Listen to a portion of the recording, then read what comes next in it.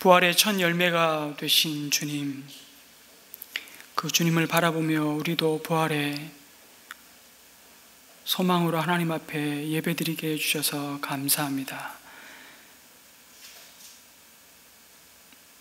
이 시간 하나님의 말씀을 읽고 우리의 이해를 초월하고 우리의 상식과 우리의 지혜를 넘어서 죽음에서 생명으로 부활하신 그 부활의 의미가 무엇인지 다시 한번 말씀 가운데 확인하고 우리가 어떤 소망과 능력을 가진 자들인지를 온전히 말씀 가운데 바라보기를 소망합니다. 성령께서 이 시간도 진리로 우리를 인도하여 주시옵소서. 예수님의 이름으로 기도드립니다. 아멘. 얼마 전 아프간 난민 선교사님으로부터 받은 사진 한 장을 또 보여드리고 싶습니다. 한번 사진을 보여주실까요? 네, 친절하게도 저 화살표가 가리키는 저 여인, 히잡을 쓴 여인을 한번 잘 주목해서 보시기 바랍니다. 표정이 없고 삶의 소망이 별로 없어 보이는 표정으로 멀그러니 카메라를 쳐다보고 있는 이 자매의 이름은 골파르라는 자매입니다. 좀 작지만 이 모습을 잠깐 기억해 주시면 좋겠습니다. 이 자매는 아프간에서 난민으로 나와서 A국에서 주님을 정말 놀랍게 만나고 세례를 받고 지금은 오스트리아에 정착을 했습니다. 남편인 사르바르 형제가 이 골파르 자매와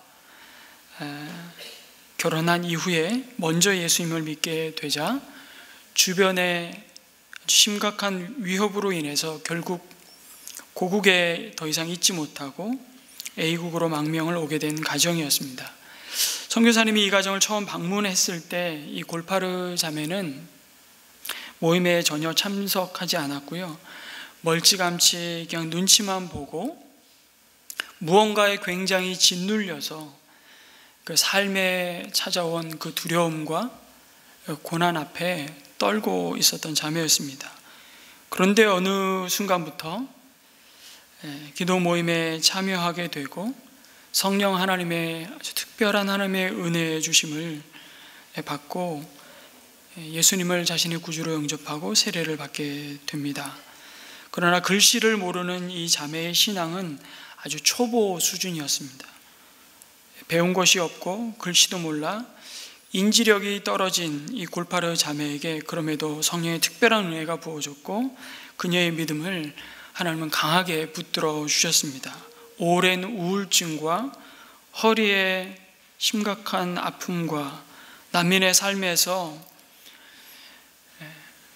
삶에 더 이상 희망을 찾지 못하고 방황하던 이 자매를 보통의 여성으로 변화시켰고 이 자매는 자신의 변화된 삶 가운데 역사하셨던 그 하나님의 능력을 이렇게 고백합니다. 제가 A국에서 세례를 받을 때 하얀 비둘기가 나에게로 오는 것을 보았습니다. 그리고 이제 아픈 것도 다 낫고 모든 문제도 해결될 것이라는 하늘의 음성도 들었습니다. 나는 모든 사람들이 세례를 받을 때 다 나와 같이 이런 현상들을 경험하는 줄 알고 그 당시에는 아무에게도 말하지 않았습니다.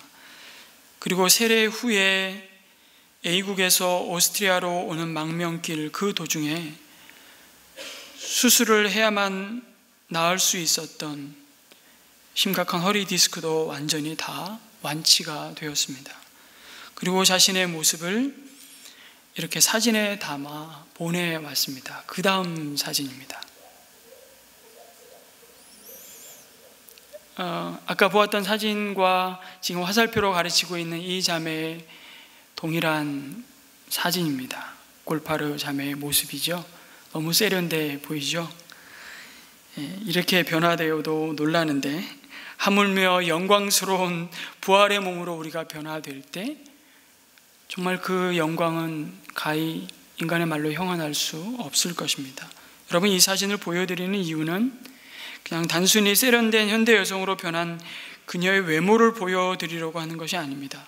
주님이 그의 삶 가운데 찾아오시고 행하셨던 구원의 역사 속에 나타난 이 변화의 정말 지극히 작은 한 부분이지만 더 이상 죄의 종로를 타지 않고 주님이 주신 참된 평안과 자유가 얼마나 놀라운 것인지를 이 사진 한 장으로 우리는 확인할 수 있기 때문입니다.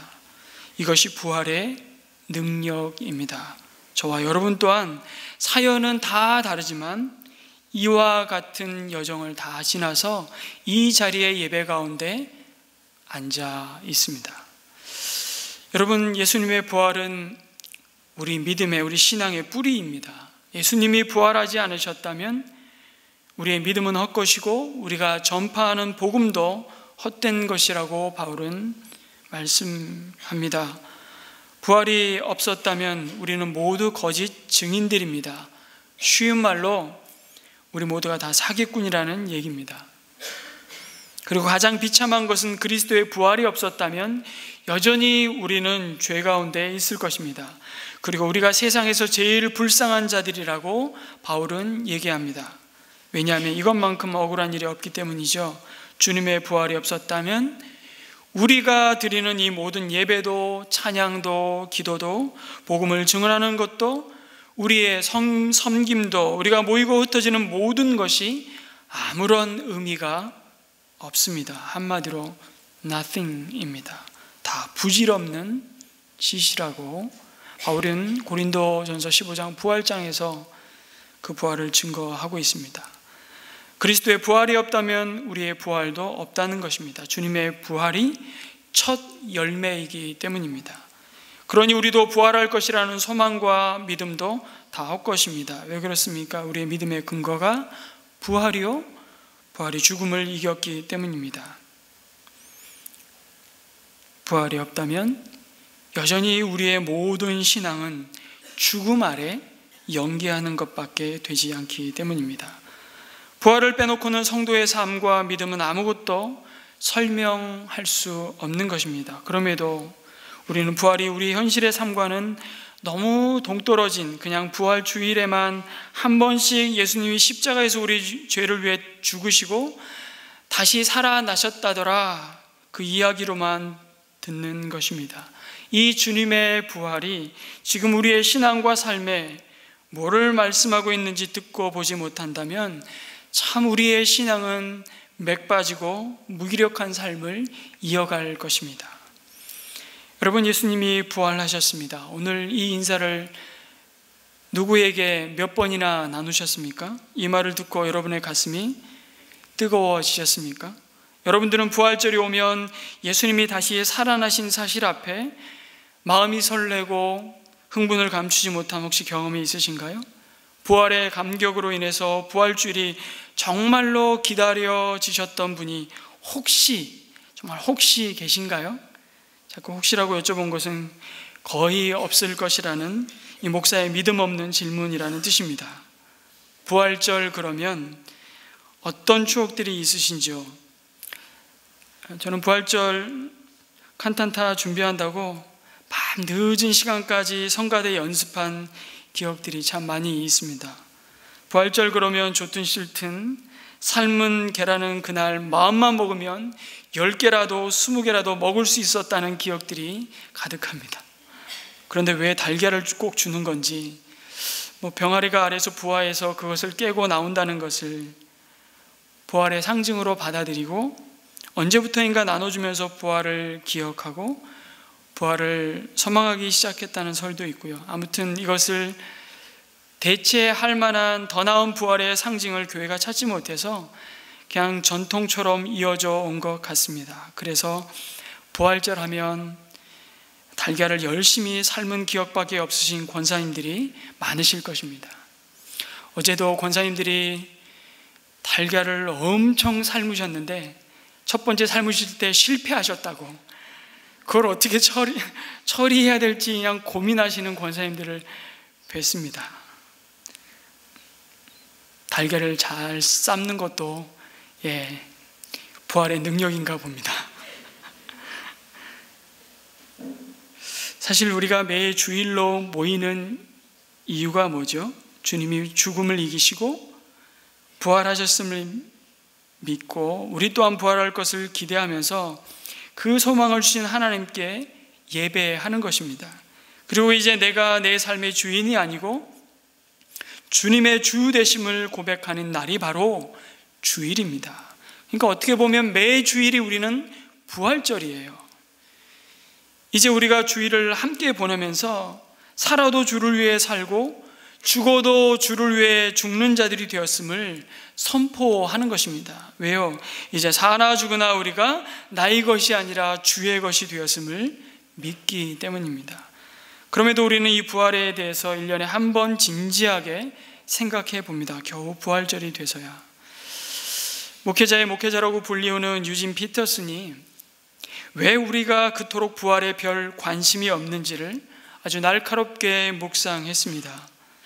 그 이유는 부활이라는 것이 우리가 써먹거나 통제하거나 주무르거나 혹은 뭔가 부활을 우리 삶에 흥미를 끌만한 뭔가로 개선해 볼 수 있는 것이 아니기 때문이라고 묵상했습니다.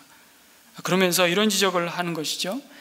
크리스마스를 상업화한 것과는 아주 대조적으로 부활절은 돈벌이의 기회가 되지 못했다는 겁니다. 팔아먹을 수 있는 상품을 만드는데도 거의 실패했다고 말합니다. 참 흥미롭지 않습니까? 부활절 그래봐야 교회가 소비하는 것은 기껏해야 계란입니다. 계란. 감사하게도 오늘 우리 교회 가장 어르신들인 늘푸른 초 목장에서 부활절 감사 떡을 교인들에게 나눠주시면서 이 부활의 기쁨을 함께 해주셔서 참 감사드리는데요. 여러분, 지금은 놀거리, 볼거리, 즐길 거리가 하도 많아서 성탄절의 흥분도 많이 가라앉았지만 그래도 연말 크리스마스 때가 되면 세상 마켓도 그냥 들썩들썩합니다. 그런데 부활절은 우리가 마음먹은 대로 써먹을 수 있는 것이 별로 없어서 우리는 금방 흥미를 잃어버린다는 이 유전 피터슨 목사님의 이 지적이 참 공감이 갔습니다. 그렇다고 여러분 부활절을 지키면서 부활에 대해 우리의 감정을 막 짜내야 할 필요는 없습니다. 부활은 그런 감정의 문제가 아니라 그것은 믿음의 문제라는 것을 기억하시기 바랍니다. 2000년 전에 부활의 현장에, 첫 부활의 현장에 있었던 사람들, 그 사람들 여러분 가만히 생각해 보십시오. 누가 뭐라 그래도 예수님을 사랑했고 주님의 말씀을 누구보다도 잘 이해했다는 자부심으로 똘똘 뭉쳤던 그 제자들은 말할 것도 없고요. 십자가와 예수님의 장사 지내는 무덤까지 쫓아갔던 마리아, 살로메, 야고보의 마리아 등등 여러 여인들도 예수님의 부활을 전혀 믿지 않았습니다. 그것이 성경이 증거하는 바입니다. 마지막까지 예수님의 무덤이 어디인지를 확인했던 여인들조차 안식 후 첫날 주님의 무덤을 찾아가면서 그들이 뭐를 가지고 가지요? 두 손에? 이제 곧 부활하셔서 그 무덤 돌문을 깨부수고 나오실 주님을 환영하기 위해 우리 주님 부활 축, 부활의 주님 만만세 피켓 준비해서 그들이 무덤에 가져갔습니까? 천만에요. 그들의 두 손에 향품을 준비해서 갔습니다. 여러분, 향품이 뭐 하는데 쓰는 물건입니까? 장례를 위해서 시체에 바르는 용도로 가져가는 겁니다. 주님이 다시 살아나실 것이라는 기대와 믿음은 그들에게 추호도 없었습니다. 향품을 가져가면서도 그 여인들이 그 무덤 문을 막고 있는 돌을 누가 도대체 옮겨줄 것인가를 걱정하면서 갔다고 기록합니다. 그뿐만입니까? 놀랍게도 1명이 되건 10명이 되건 100명이 되건 여자의 말은 증인으로 택하지 않던 그 시대에 부활의 첫 증인으로 예수님을, 부활의 주님은 이 여인들을 만나 주십니다. 그 주님의 소식을 천사로부터도 듣고요, 직접 부활하신 주님이 그 여인들을 만나서 제자들에게 가서 알려라. 내가 이미 너에게 말한 대로 갈릴리에 너희보다 먼저 가 있을 것이다. 그 부활의 주님을 만나고 제자들에게 그 소식을 전하였지만 그 여인들에게 돌아온 답은 듣고서도 믿지 않았다. 부활하신 주님을 또 다른 제자들이 만났습니다. 엠마오로 가는 두 제자였죠. 그들이 다시 제자들을 찾아가 그 소식을 알렸지만 그들의 말도 믿지 않았다. 그리고 계속 이어집니다. 믿지 않았다, 믿지 않았다. 이 얘기만 반복됩니다. 종합하면 예수를 그렇게도 사랑하고 따랐던 그의 충성스러운 제자들 중에는 단 한 사람도 주님의 부활을 믿지 않았다는 겁니다. 그런데 2000년이 지난 오늘 우리에게 예수님의 부활 얘기만 들으면 감격하고 눈물이 나야 하고 뭔가 내 안에 잊어버리고 있었던 주님과의 첫사랑을 떠올리면서 식었던 주님과의 뜨거운 만남을 막 되살려내야만 하는 그런 것이겠냐고요. 부활은 그런 문제가 아니라는 겁니다. 부활은 그 사실을 사실대로 받아들이는 믿음의 문제입니다. 여러분, 그것은 역사적 사실을 믿는 것입니다. 그렇다면 이 부활의 실제가 담고 있는 그 믿음의 내용이 무엇입니까? 첫 번째는, 먼저는 예수님이 우리 죄를 대신하여 죽으셨다는 겁니다. 십자가 없는 부활은 있을 수 없기 때문입니다. 그리고 동시에 우리 또한 그분과 함께 십자가에 못 박혔고 주님과 함께 다시 살아났음을 믿는 것입니다. 부활을 갈망하는 삶은 이것을 믿음의 실제로 받아들인다는 의미입니다. 여러분, 십자가에 매달려야 할 자가 주님이 아니라 바로 우리 자신이라는 사실 앞에, 그래서 오늘도 치를 떨고 이를 갈고 몸소리쳐야 할 모습이 우리 가운데 있다는 겁니다. 죄가 가져온 모든 불의와 탐욕과 거짓이 여전히 우리 삶의 평안과 소망을 빼앗아가기 때문이죠. 그래서 이 세상에 발붙이고 사는 한 우리에게 신앙을 따라 하나님이 주시는 평안은 우리가 누릴지 몰라도 우리를 둘러싸고 있는 이 환경이 주는 평안은 없다는 것을 알아야 합니다. 아니, 우리가 무슨 염세주의자입니까? 아닙니다.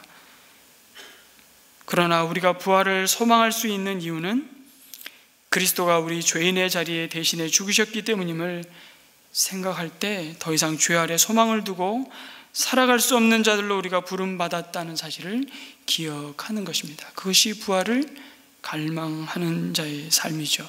그래서 여러분, 예수님이 부활하신 후에 제자들에게요, 인생 끝까지 그들이 형통하였다, 그들의 삶이 무탈하였다,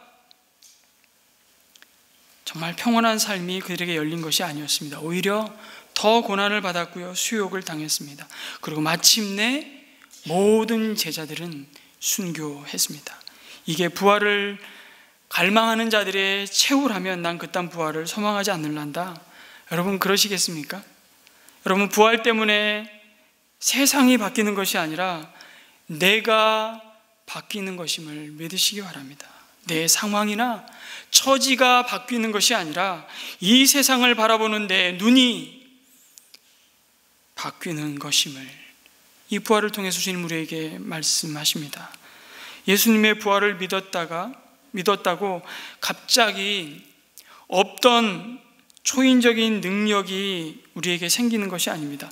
쪼그라들던 사업이 갑자기 번창하는 것도 아닙니다. 속썩이던 자식이 갑자기 천사의 얼굴을 하고 우리에게 나타나는 것이 아닙니다. 잃었던 건강이 기적적으로 되돌아오는 것도 아닙니다. 그것이 필요 없다는 말씀을 드리는 것이 아닙니다. 그것을 위해 기도할 필요가 없다는 말씀을 드리는 것이 아닙니다. 그러나 부활하신 주님 때문에 내가 어떤 형편에 있든지 그 상황을 주님이 부활하신 눈으로 바라보는 것처럼 나도 그 눈으로 바라보고 그 상황을 바라보는 내 눈이 바뀌는 것입니다. 결국 이것이 부활을 갈망하는 삶이죠. 그래서 부활의 영광을 덧입기 전에 나의 죄로 인한 십자가의 고난과 죽음이 있었음을 우리가 외면한다면 여러분, 그 부활은 우리 삶에 아무런 능력도 소망도 되지 못할 것입니다. 아니, 우리에게뿐만 아니라 그 소망을 들어야 할 그 소망의 이유를 묻는 자에게 우리의 삶은 결코 대답이 되지 못할 것입니다. 여러분, 우리는 우리 삶에 철저히 절망해야만 비로소 부활을 갈망할 수 있습니다. 우리 자신에게는 아무런 소망이 없는 자임을 인정하는 데서부터 우리는 부활의 참된 갈망을 회복하게 될 것입니다. 두 번째로, 자연스럽게 부활을 갈망하는 삶은 그래서 우리로 하여금 더 이상 죄의 종로로 타는 자리에 머물지 못하게 합니다. 왜냐하면 죄의 열매가 죽음인데 이미 우리는 부활하신 예수님 안에서 그 죽음을 이겼기 때문입니다. 그러면 이 땅에 육신을 갖고 사는 우리는 더 이상 아무런 죄도 짓지 않는다는 말인가요? 그렇지 않습니다. 이미 십자가 위에서 다 이루었다고 말씀하시고 우리가 지불해야 할 죄의 값을 주님이 다 지불하신 이 대속의 은혜가 주어졌지만 아직 이 땅 가운데 하나님의 나라가 완성되지는 않았습니다.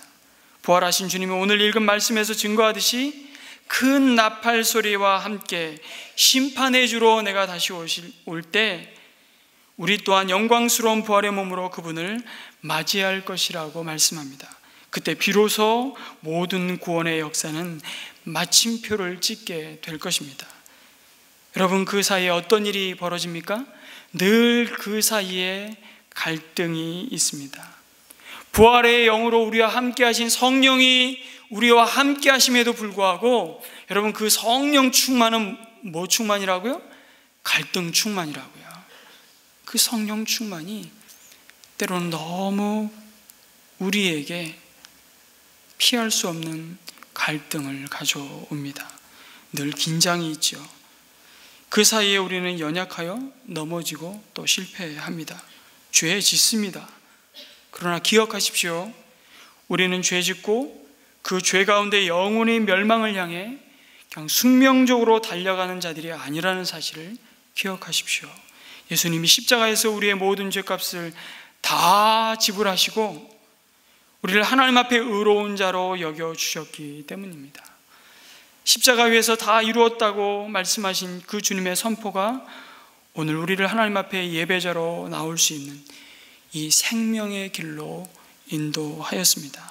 그래서 더 이상 우리는 죄 아래의 종노릇하며 죄에 사로잡혀 그 죄의 지배와 조정을 받지 않습니다. 다만 우리의 겉사람, 우리의 몸이 이 땅 가운데 온전한 부활의 몸을 덧입은 자들이 아니라 날마다 조금씩 썩고 후패해져가는 그 연약함을 가지고 있기 때문에 아직도 악한 사단 마귀는 우리의 이 연약함을 공격하며 우리를 유혹합니다. 어떻게 해요?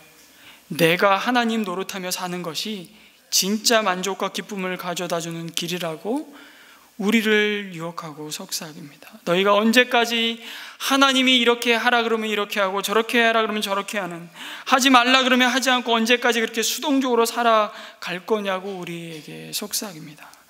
그거 너무 재미없고 따분하고 지루한 삶 아니냐고 말입니다. 내 삶은 내 거야. 내 하고 싶은 대로 하고 살아. 내가 가고 싶은 대로 가고 내가 즐기고 싶은 대로 누리고 살아. 내 삶은 내가 주인이야. 너에게는 그런 권리가 있다고 계속해서 우리의 마음을 흔들어 놓습니다.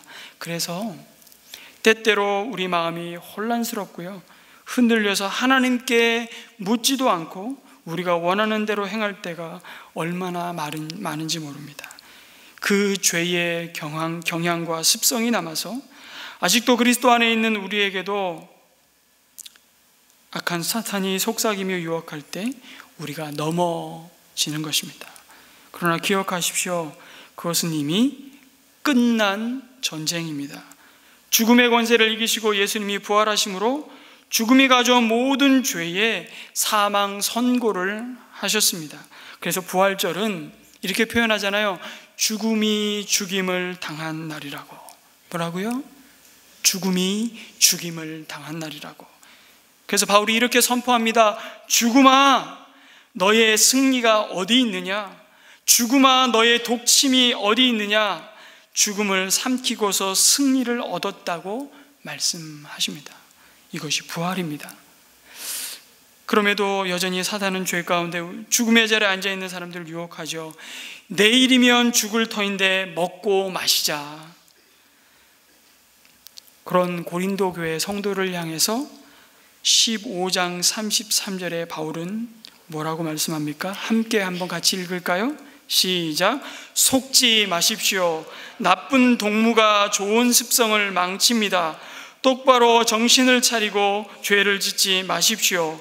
여러분을 부끄럽게 하려고 내가 이 말을 합니다만 여러분 가운데서 더러는 하나님을 아는 지식이 없습니다. 이렇게 말씀하시죠.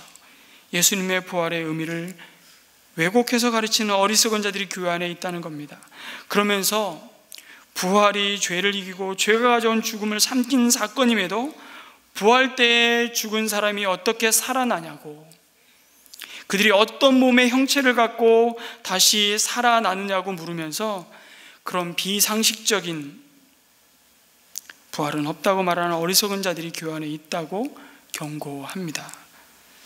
그러면서 그들이 부활에 대해서 한다는 질문이 고작 뭐냐면, 부활이 있다면 그 몸은 내가 지금 갖고 있는 이 쪼글쪼글한 몸이 다시 사는 건지, 아니면 여러분이 사진을 보면서 이때가 정말 좋았지 그러면서 간직하고 있는 그때의 모습으로 부활하는 건지를 궁금해 한다는 겁니다. 바울이 뭐라고 증거합니까? 부활의 몸은 썩을 몸의 씨로 된 것이 아니라고 말합니다. 그러면서 우리가 먹는 과일이 땅에 심길 때 그 형태로 심기고 그 형태로 맺히는 것이 아니듯이 이 땅의 육체가 썩을 것으로 심기우고 썩지 않을 몸으로 살아날 것을 기억하라고 말씀합니다. 그러면서 그 몸은 하늘에 속한 것이라고 부연 설명하죠.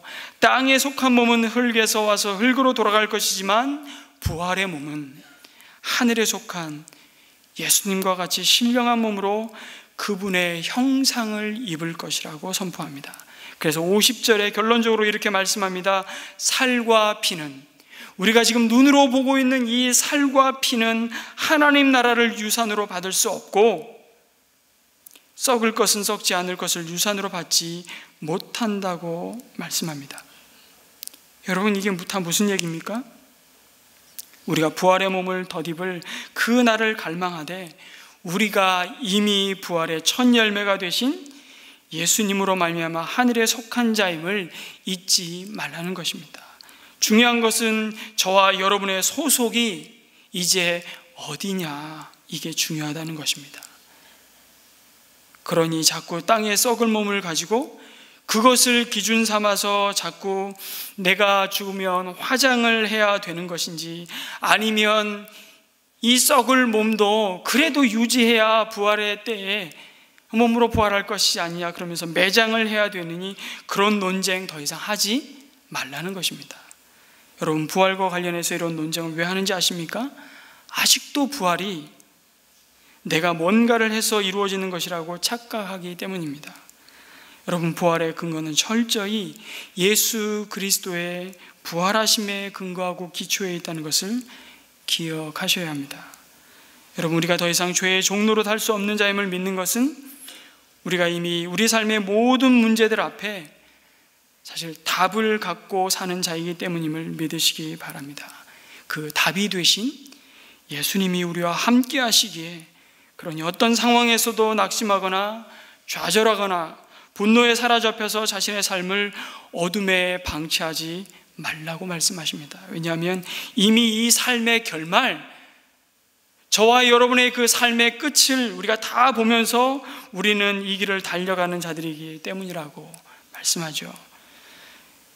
여러분, 방글라데시 치타공이라는 지역의 덴프라 침례 교회에서 성금요 예배를 드리고 있었습니다. 그 허름한 교회 예배당 안에서 아이들은 바닥과 통로에 가득 빼곡히 쪼그려 앉아 있고요, 어린들은 몇 안 되는 의자에 빽빽히 앉아서 영화를 보고 있었습니다. 교인은 아니지만 관심이 많은 사람들도 그 예배당 뒤편에 와서 고개를 빼고 영화를 보고 있었습니다. 이날 상영된 영화는 예수 영화였습니다. 그 필름이 돌아갈 때에 예수님의 고난 장면이 드디어 나오기 시작했습니다. 예수님이 채찍으로 맞으시고 십자가에 못 박히시고 고통당하는 그 처절한 장면을 보면서 그 캄캄한 예배당 이곳저곳에서 흐느껴 오는 소리가 들립니다. 어떤 사람은 탄식을 합니다. 어떤 사람은 작은 비명을 지릅니다. 그럴 때 앞에 있던 어린아이가 벌떡 일어나서 소리를 지르는 것입니다. 무서워하지 마세요. 걱정하지 마세요. 예수님이 곧 다시 살아나요. 내가 전에 이걸 봤어요. 이해가 안 되시는군요. 내가 전에 이 영화 봤다는 겁니다. 여러분, 부활신앙은요, 이미 이긴 경기를 알고 다시 싸움을 하는 것과 같습니다. 그래서 우리 성도의 입에서 나와서는 안 될 말이 뭐냐면, 나를 내버려 둬라. 난 이렇게 살다가 죽을란다. 아닙니다. 살아야지 왜 죽습니까? 이렇게 살다가 난 영원한 생명의 나라에서 쭉 살 거다. 그러니까 까불지 말라고. 우리 삶에 드리워진 죽음이 가져온 그 온갖 탐욕과 불의와 거짓과 더러움을 향해서 여러분, 우리는 선포해야 합니다. 까불지 말라고. 그래서 그리스도인은 그가 어디에 서 있든지 더욱 죽음의 냄새가 가득한 땅에 그리스도의 향기가 되어서 그 땅에 썩은 냄새를 내어 쫓는 자들로 부름받았다고 우리를 향해서 말씀하십니다. 여러분, 그래서 향유 옥합을 깨뜨려서 예수님의 장례를 준비한 한 여인의 행함을 주님 뭐라 그러시죠? 천국 복음이 전파되는 어느 곳에든지 알리라고 주님이 말씀하셨습니다. 바로 제자들조차 돈 냄새와 탐욕과 자신의 명예의 욕으로 눈멀고 그들이 맡고 있는 냄새가 이미 생명이 없는 썩은 것들임을 주님이 그 여인의 헌신을 통해 고발하고 있는 것입니다. 그래서 부활을 갈망하는 삶은요, 흔들리지 않고 주의 일을 힘쓰는 삶일 수밖에 없는 것입니다. 성도 여러분, 이 당시 고린도 교회에 아주 심각한 문제가 많았습니다. 성도 간의 시기와 다툼과 여러 당파와 온갖 음란과 우상숭배의 문제, 그리고 은사에 대한 왜곡, 정말 고린도 교회는 한마디로 어린아이 같은 신앙의 사람들이었습니다. 그래서 바울이 뭐라 그럽니까? 내가 너희를 단단한 음식으로 먹일 수가 없다. 지금도 너희들에게 내가 젖병을 물릴 수밖에 없다. 이렇게 그 단단한 의의 말씀을 소화할 수 없는 그들의 연약한 모습, 미성숙한 모습을 책망하고 있습니다. 근데 겉으로 보면요, 얼마나 고린도 교인들이 성숙해 보이는지 모릅니다. 얼마나 많은 지식이 있었고 많은 은사가 주어졌는지. 그러나 그들 안에 그리스도의 사랑으로 서로를 용납하고 하나 되지 못해서 갈등하는 정말 영적으로 미성숙한 교회였습니다. 그래서 고린도전서 13장의 사랑에 대해서 말씀하셨던 겁니다. 그런데 그보다 더 심각한 것이 바로 부활을 믿지 않는 그들의 신앙이었습니다. 이것은 근본적으로 그들의 모든 믿음을 깡그리 무너뜨릴 수 있는 더 심각한 문제였기에 바울이 예수 그리스도의 부활에 대한 정말 긴 58절까지의 변증의 편지를 썼던 것입니다. 그리고 마지막 결론을 어떻게 맺고 있습니까? 58절 말씀입니다. 그러므로 나의 사랑하는 형제 자매 여러분, 굳게 서서 흔들리지 말고 주님의 일을 더욱 많이 하십시오.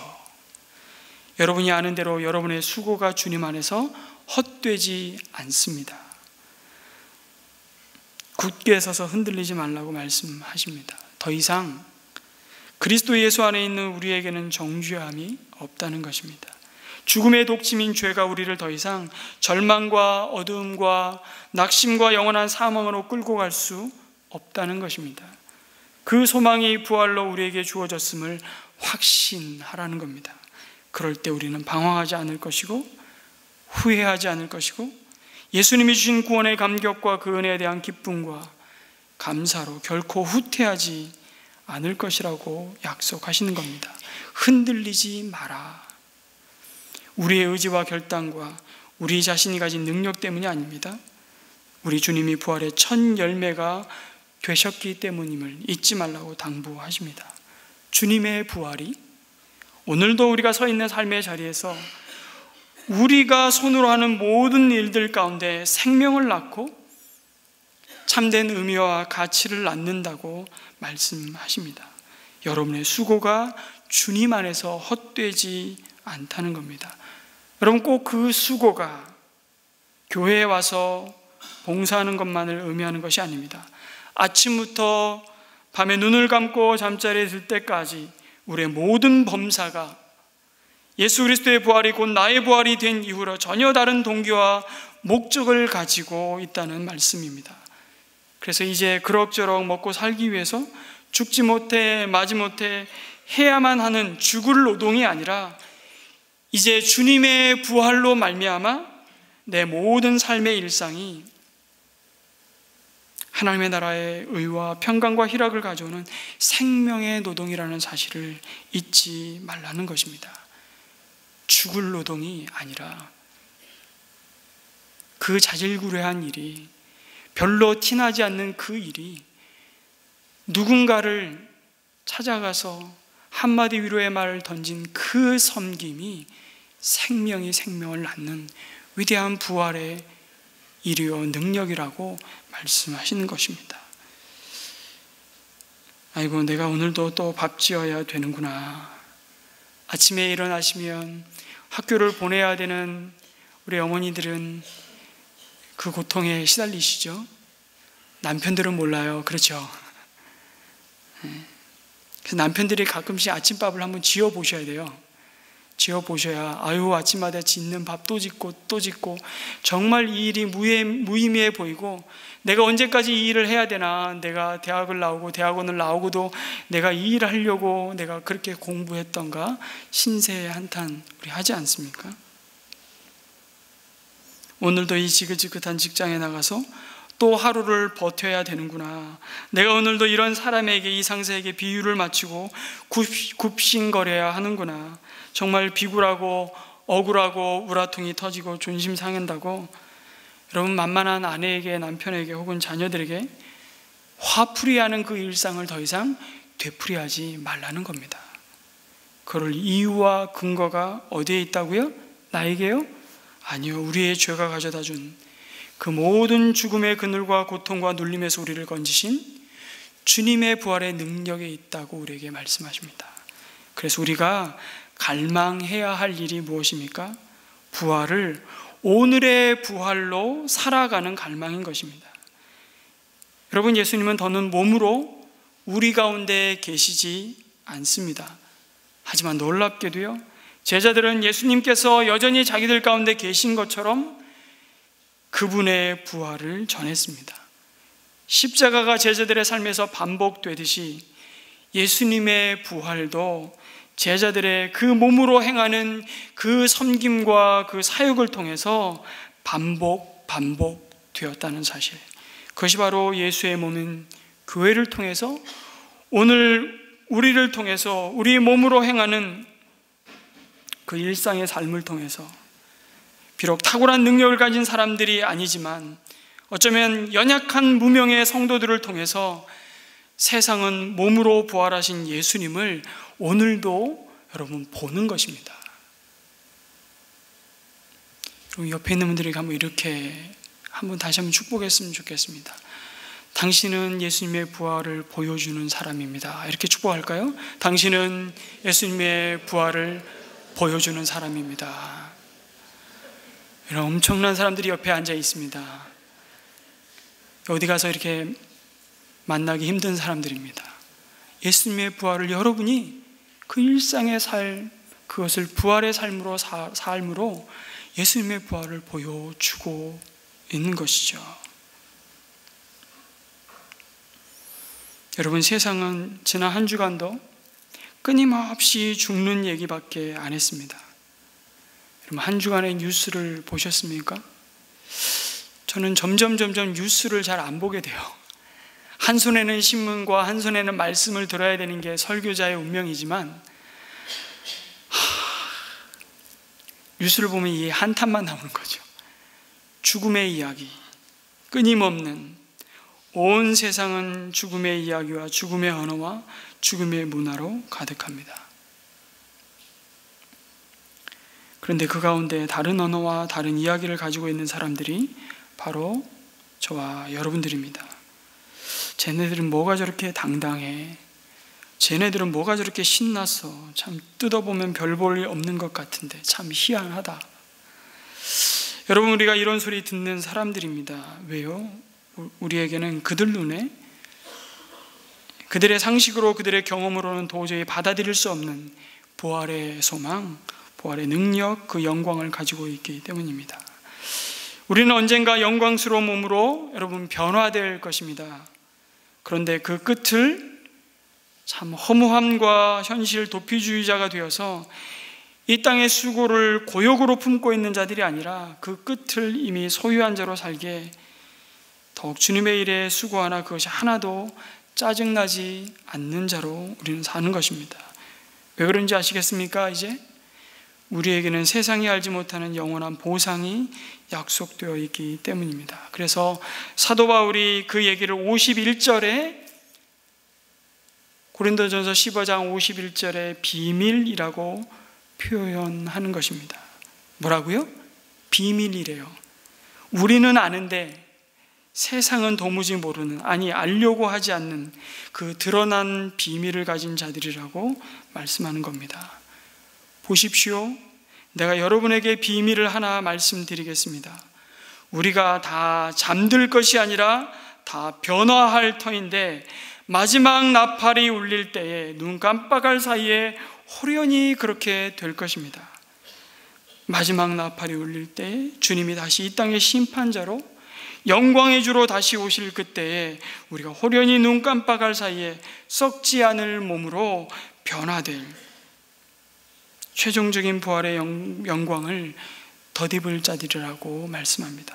우리의 구원이 완성될 날이 올 것을 믿기에, 그래서 우리가 더 이상 이 땅을 구차히 살아가지 않는다고 바울은 우리에게 증거해 주고 있습니다. 그것이 부활을 갈망하는 삶이라고 말씀합니다. 여러분, 이번 한 주간도 이 부활을 갈망하며 우리 몸이 죄의 종로로 타는 자가 아니라 우리의 몸을 하나님이 받으실 만한 거룩한 산제물로 의의 병기로 드리기를 소망합니다. 오늘도 우리를 부르신 삶의 자리에서 그 하나님의 선한 일이 부욕해 되고 그 일들을 통해 죽음이 확산되는 것이 아니라 생명이 생명을 낳는 부활을 살아내는 그 부활의 은혜가 넘치시기를 주님의 이름으로 축복합니다. 아멘.